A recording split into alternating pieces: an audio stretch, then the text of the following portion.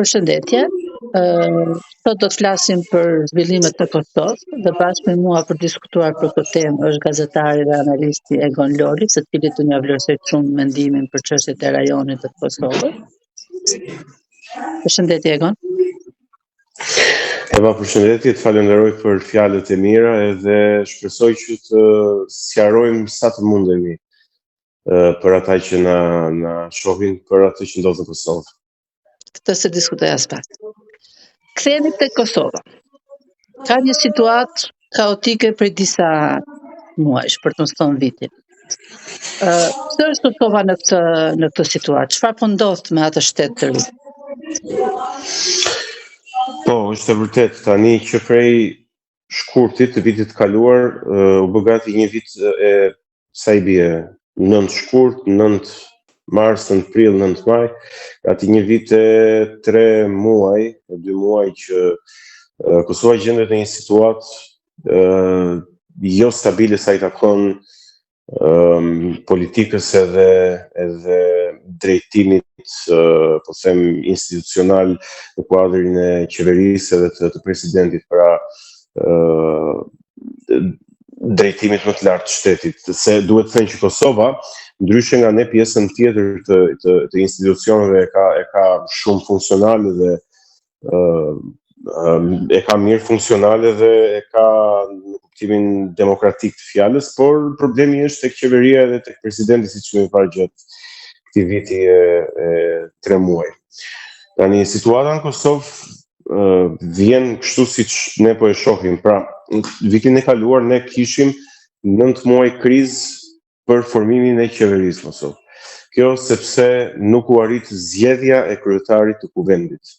Për shkak se një pjesë e politikës Kosovës, opozita në Kosovë, pra refuzonte që të votonte politikisht për emrin e propozuar nga shumica, nga lëvizja vetëvendosje për kryetare të kuvendit në rastin konkret.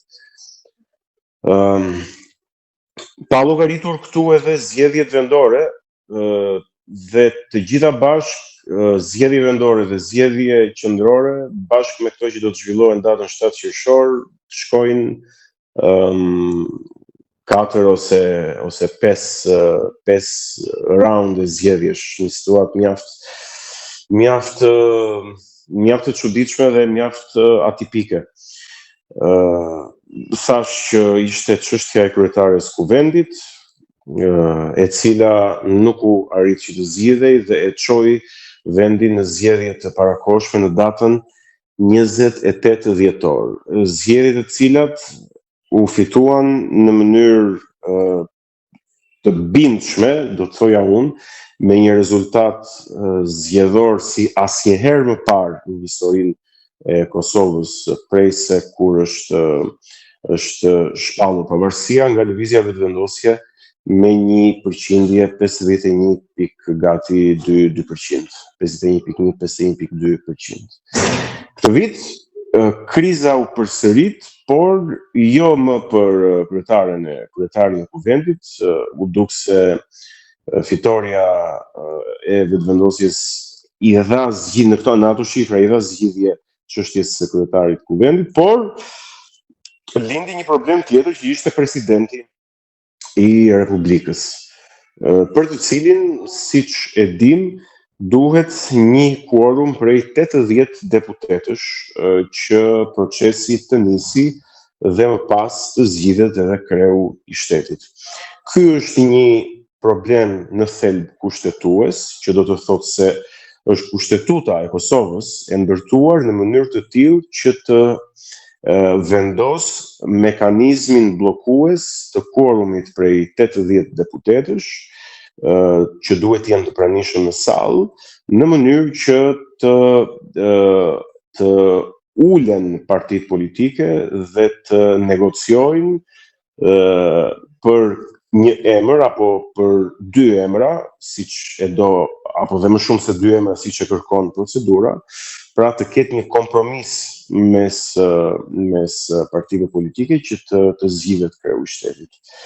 Pra e imponon vetë Kushtetuta e Kosovës një kompromis të tillë mes partive, për aq sa asnjëra prej partive nuk ka quorumin e nevojshëm për 80 deputetësh për ta patur në sallë për të zgjedhur presidentin. Ky është një problem kushtetues, është evidentuar nga mjaft komentatorë dhe analistë, një problem i cili në shumë shtete të tjera demokraci parlamentare nuk ekziston, ose edhe nëse ka ekzistuar, është zgjedhur. Si është zgjedhur? Pikërisht duke mos e kushtëzuar shpërbërjen e parlamentit të kuvendit të vendit përkatës me presidentin e Republikës. Pse? Edhe kjo bën sens, sepse atje ku sistemi është republikë parlamentare, do duhet që kuvendi të ketë më tepër, po themi, hapësirë, më tepër liri, më tepër mundësi funksionimi, sesa thjesht të varet nga zgjedhja e presidentit të Republikës.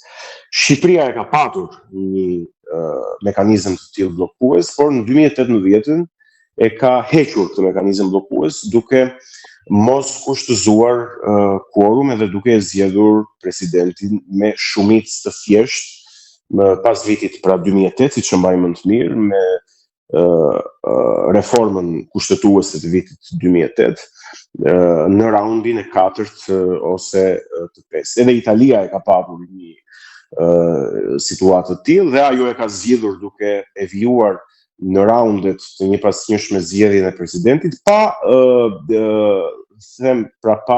sjellë si pasojë shpërbërjen e parlamentit. Edhe Estonia e ka patur sërish një çështje të tillë dhe e ka hequr sërish si mekanizëm bllokues. Pra për të thënë që nuk ka asnjë arsye pse në një republikë parlamentare funksionimi i parlamentit, i cili është një organ, më saktë organi më i lartë i një republike parlamentare, i zgjedhur nga populli, e ky organ i zgjedhur nga populli nuk ka pse të kushtëzohet dhe aq më keq pastaj të shpërndahet thjesht edhe vetëm për shkak të moszgjedhjes së presidentit të Republikës, i cili në republikat parlamentare është një figurë pak a shumë simbolike, pra siç themi ne këtu për të vënë dekorata. Pra nuk ka pse një figurë që është për të vënë dekorata të shpërndaj parlamentin, që ka një funksion shumë të rëndësishëm në një republikë parlamentare. Okej, presidenti i Kosovës ka dhe fuqi më shumë se sa presidenti i Shqipërisë, edhe në drejtim të marrëveshjeve ndërkombëtare, edhe në drejtim të emërimit të funksioneve të larta të drejtësisë dhe të Republikës, si gjykata kushtetuese, si prokuror, e tjerë prokuror të shtetit, e tjerë, por prap është një funksion shumë i rëndësishëm patjetër, por një funksion i cili nuk duhet që të kushtëzoj funksionimin nga ana tjetër dhe mbarvajtjen e institucionit më të lartë, që është në një republikë parlamentare, pikërisht parlamenti, prandaj quhet republikë parlamentare. Ky është i problem. Po në Kosovë çështja e kushtetutës ka edhe një mekanizëm bllokues në vetvete që është fakti që për çdo ndryshim kushtetues, pra në rast se ne do donim që ta hiqnim këtë si mekanizëm bllokimi, pra që të mos kërkojë quorum për votimin e presidentit, por të ishte thjesht shumicë e thjesht 61 deputet, do duhej që të kishim edhe 2/3 e votave të minoriteteve. Dhe këtu futet lista serbe, e cila padyshim që në çdo përpjekje për të ndryshuar kushtetutën në drejtim të një shteti më funksional të Kosovës, do të bllokonin. Pra nuk do ta mundsonin ndryshimin e kushtetutës. Dhe ky është një tjetër problem dhe kur dëgjojmë shpesh dhe duhet ta kemi parasysh, mendoj unë, që kur analistët shumët dhe komentatorë thonë që në Kosovë është e nevojshme që partitë politike të ulen dhe të negociojnë për shkak se është e tillë natyra e demokracisë elektorale në Kosovë që askush nuk ka shumicën, duhet kemi parasysh që ky negocim dhe kjo natyrë e kushtetutës është bërë që të akomodojë pikërisht minoritetin serb dhe konkretisht listën serbe, e cila, siç e dim, është një levë e Beogradit në Kosovë. Është një parti politike e cila së pari nuk e njeh Kosovën, pavarësisht se është parti politike në kuvendin e Kosovës, dhe së dyti ka bërë gjithçka me vendime politike dhe jo politike për të minuar shtetësinë e Kosovës dhe për të shkatëruar në kuptimin e drejtë për drejtë të fjalës institucionet e Kosovës. Dhe kjo parti politike është tani mekanizëm bllokues edhe për ndryshime kushtetuese që mund të ishin të nevojshme në rastin si ky i presidentit. Kaq të vështirë ka klasa politike në Kosovë sa të gjejë një marrëveshje dhe mos kaloj në zgjedhjet parakoshme, se duket që më lehtë ka të bëjnë zgjedhjet parakoshme, kryejnë procesin zgjedhore, se sa të arrijnë një negociat për një emër, për një institucion që nuk është aq kyç sa për të rrezuar parlamentin. Sigurisht. Pyetja është shumë e drejtë, edhe të gjithë ata që kanë ndjekur procesin e zgjedhjes ose të mos zgjedhjes, se kështu ndodhi në fakt, të presidentit të Republikës gjatë këtyre 74-75 ditëve të fundit, çuditen me këtë fakt, si ka mundësi që nuk u prodhua dot asnjë emër minimalisht konsensual që të kishte pëlqimin edhe miratimin e të gjitha partive politike. Dhe padyshim që në pamje të parë, përgjegjësia bie mbi të gjithë partitë politike të Kosovës, mbi partinë në pushtet, Lëvizjen me Vendosje, dhe mbi partitë në opozitë, për shkak të asaj që unë e thash edhe pak më sipër që është vetë natyra e kushtetutës së Kosovës që të imponon bashkëpunim në raste të tilla si puna e zgjedhjes së presidentit. Pra, pavarësisht se Lëvizja me Vendosje ka shumicën, Lëvizja me Vendosje qartësi nuk e zgjedh dot presidentin e Republikës pa një marrëveshje dhe pa u ulur dhe pa diskutuar me partitë e tjera që janë në opozitë. Dhe këtu tani duhet parë se a është përmbushur përgjegjësia kushtetuese edhe nga këto parti të tjera. Shiko, në vendimin e gjykatës kushtetuese të vitit 2011, që u përforcua me vendimin e gjykatës kushtetuese të vitit 2016, në të dyja rastet për zgjedhjen e presidentit të Kosovës, hap klap këtu një parantezë, gjykata kushtetuese e Kosovës është një institucion referencial shumë i mirë që i ka dhënë përgjigje dhe interpretime shumë të mira kushtetuese situatave të ndryshme gjatë gjithë viteve të pavarësisë Kosovës, kështu që është ai institucioni i cilit ne duhet i referohemi për interpretimet e kushtetutës. Mbyll klapën. Në dy vendimet e gjykatës kushtetuese, kushtetuesja ka thënë që nuk i detyrojmë dot deputetët që të jenë të pranishëm në sallë fizikisht, nuk ke si ti mbash deputetët fizikisht në sallë kur zgjidhet presidenti për të bërë quorumin, por deputetët kanë një detyrim kushtetues që të mos sabotojnë procesin, që të mos sabotojnë institucionet. Dhe një pjesë e deputetëve këtë rast nuk zgjodhin që të përmbushnin përgjegjësinë e tyre kushtetuese. Ata janë të zgjedhur nga qytetarët, janë të zgjedhur nga populli, dhe arsyeja pse janë të zgjedhur nga populli është që të respektojnë atë kushtetutë dhe atë institucion për të cilin ata janë zgjedhur. Qartësi, një pjesë e deputetëve këtë rast, siç është rasti i deputetëve të partive opozitare, zgjodhen që të mos e respektojnë as kushtetutën dhe as institucionin ku janë zgjedhur, duke sabotuar procesin, duke mos formuar quorumin e nevojshëm dhe sigurisht duke çuar vendin në zgjedhjet parakoshme. Megjithatë sqarojmë, se doja ta sqaroja në fillim për publikun, presidenti i Kosovës zgjedhet kështu, shkurtimisht sipas kushtetutës, në 2 raundet e para, gjithsej procesi ka 3 raunde. Në 2 raundet e para, duhet të zgjidhet me 80 vota. Pra të pranishëm në sallë duhet të jenë minimalisht 80, dhe të cilët do duhet që të votojnë për njërin nga kandidatët, njëri nga dy kandidatët, dy ose më shumë kandidatët.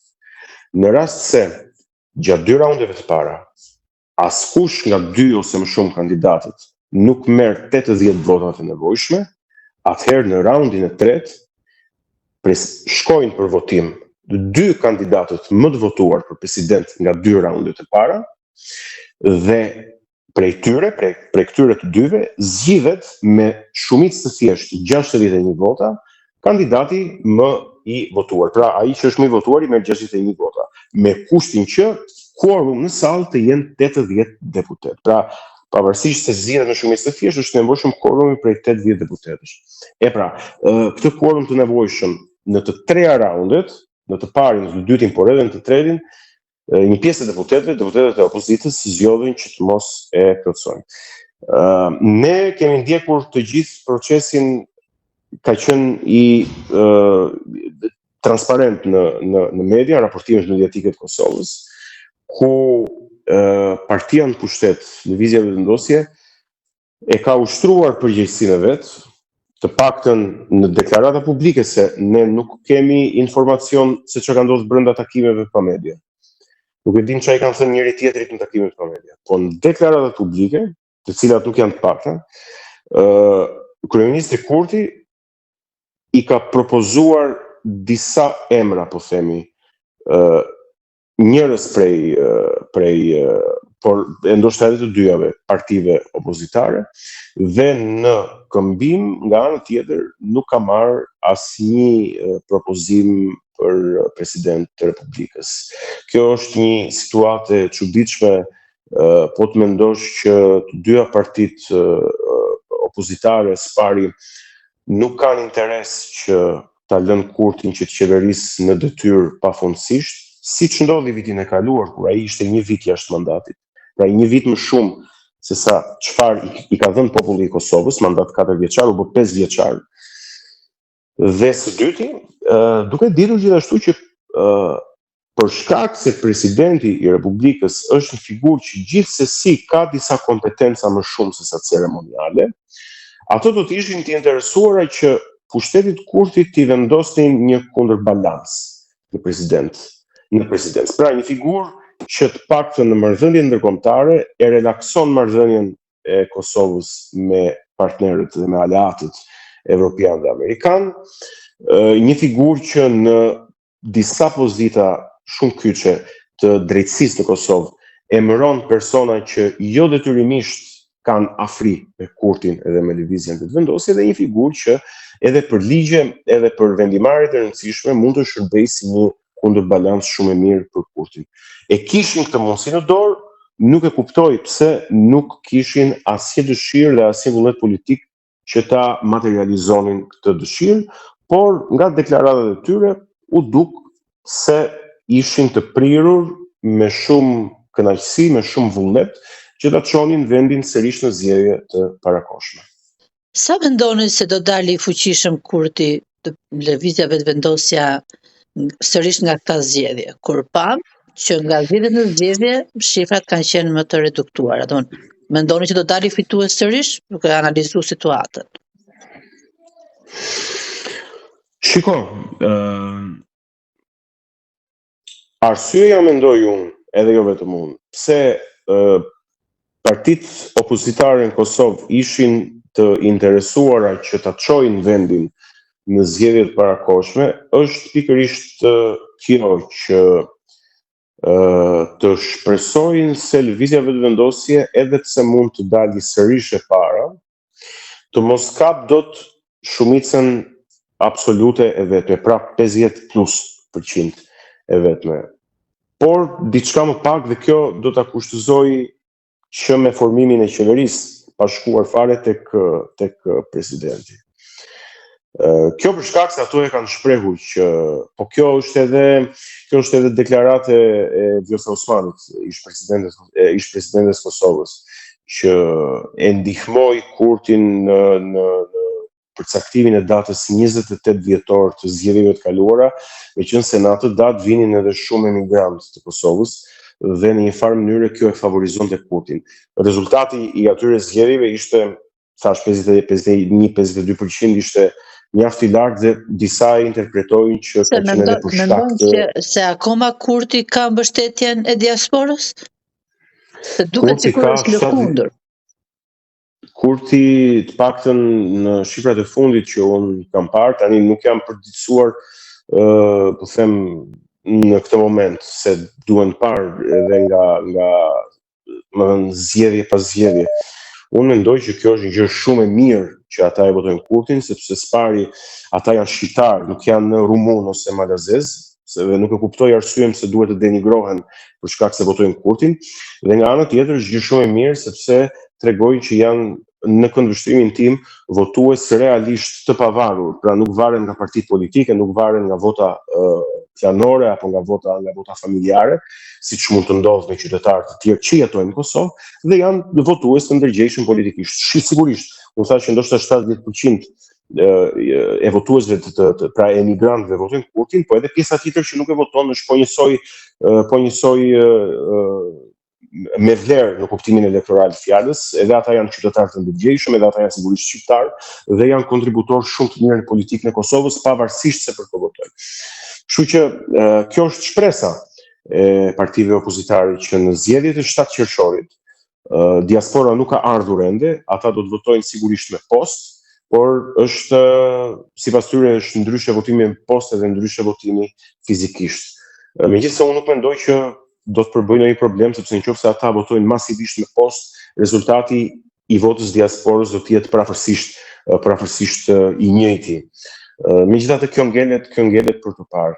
Nga ana tjetër ka edhe një shpresë mendoj të partive opozitare në Kosovë që vetë elektorati i Kosovës do të lodhet nga kjo situata, çosh vendin 3 herë në zgjedhje, duke llogaritur edhe zgjedhjet e rregullta të 9 shkurtit, 3 herë brenda një viti e gjysmë është e lodhshme në kuptimin procedural. Megjithatë, për qytetarët e Kosovës, megjithatë unë besoj dhe shpresoj që nuk do të jetë kështu, sepse qytetarët e Kosovës e kanë treguar që janë një trup zgjedhore shumë e emancipuar dhe e ndërgjegjësuar politikisht dhe dinë që t'japin mesazhe të forta politike atëherë kur e gjykojnë që partitë të caktuara politike po përpiqen që të marrin peng vendin për interesat e tyre. Unë mendoj që duhet ta pranojmë, për ta mbyllur dhe intervistën, duhet ta pranojmë që aktualisht Kosova është një rreth vicioz. Nëse nuk merret sërish shumica, nuk krijohet parlamenti, nuk zgjidhet presidenti, kalohet prapë në zgjedhje, nëse populli nuk vendos me vendosmëri dhe me bindje të plot ku do t'ja japi shumicën, ata mbeten në një rreth vicioz dhe pa qeverisje praktikisht. Kurti s'ka qeverisje. Po, pyetja jote është pyetje shumë e saktë. Po, nëse përsëritet një situatë e ngjashme, siç është tani, shumë parashikojnë që mund të përsëritet. Apo më keq, ku lëvizja vendosje merr më pak, do të thënë sërish dele para, por më pak se 50%, jemi në një rreth vicioz. Tani, siç e kuptojmë ne, e kuptojnë edhe ata në Kosovë këtë gjë, madje e kuptojnë më mirë se ne, sigurisht, se ata edhe jetojnë situatën, se kjo ka pasoja ekonomike dhe sociale. Fakti që Parlamenti i Kosovës nuk merr dot vendime sepse është i shpërndar dhe qeveria është qeveri me gjysmë mandati, nuk është me mandat plot, është qeveri në ty. Dhe unë mendoj që qytetarët e Kosovës kanë një mundësi të artë në duart e tyre që të vendosin ta zhbllokojnë këtë krizë të krijuar nga partitë politike në Kosovë, duke dhënë një mesazh të fortë politik. Si? Duke bërë që ndonjë nga partitë politike, ose më shumë se një, të mos arrijnë pragun që të futen në parlament. Pra ta nxjerrin jashtë parlamentit njërin nga partitë politike. Së pari, kjo ka një efekt taktik të drejtë për drejtë, pasi duke mos kapur pragun rishpërndahet tek partia e parë, votat e saj rishpërndahen tek partia e parë, dhe së dyti që është më e rëndësishme se e para, është një mesazh politik për të gjithë klasën politike në Kosovë, sidomos për ato partitë të cilat duan që ta marrin peng vendin, duke u thënë që enough it's enough. Pra, mjaft më. Nuk mundet që kjo loja që dikush të cilit nuk i pëlqen një zgjidhje politike të shfrytëzojë mekanizmin kushtetues të bllokimit dhe të rrëmbej, të fusë në fesë dhe të çojë në shtëpi kuvendit të Kosovës edhe politikën e Kosovës. Ky është një mesazh që unë mendoj që qytetarët e Kosovës duhet ta japin dhe jam i bindur që do ta japin sepse përndryshe e ardhmja e Kosovës ka për të qenë shumë problematike në këtë rreth vicioz. Se çfarë të ndodhi do ta shohim pas pak ditësh, sepse zgjedhjet janë shumë afër. Egon, unë të falenderoj shumë dhe shpresoj të jemi sërish në analizë kur dalin rezultati i zgjedhjeve. Faleminderit edhe juve për ftesën. Faleminderit.